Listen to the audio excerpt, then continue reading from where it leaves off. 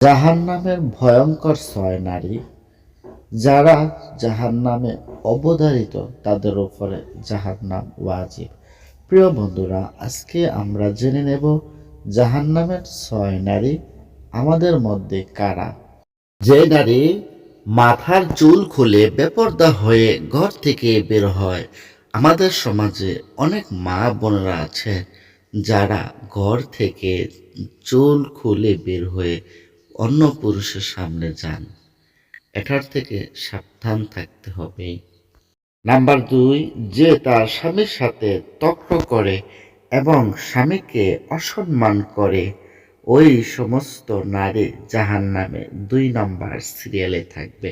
এর থেকে সতর্ক থাকতে হবে। নাম্বার ৩, স্বামী থাকা সত্ত্বেও পর পুরুষের সাথে কুকর্মে লিপ্ত হয়, ওই নারীদের থেকেও সাবধান থাকতে হবে। ৪ নম্বর, যে নারী অপবিত্র থাকা সত্ত্বেও পবিত্রতা অর্জন করতে অলসতা করে এবং নামাজের অমনোযোগী হয়।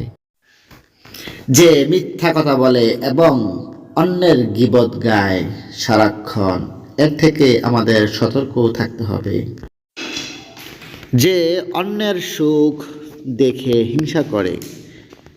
আমাদের সমাজের মধ্যে অনেক মা বোনরা আছেন যারা অন্যের সুখ দেখতে পারেন না, অর্থাৎ মানুষের সুখ দেখে খুব জ্বালা যন্ত্রণা করে।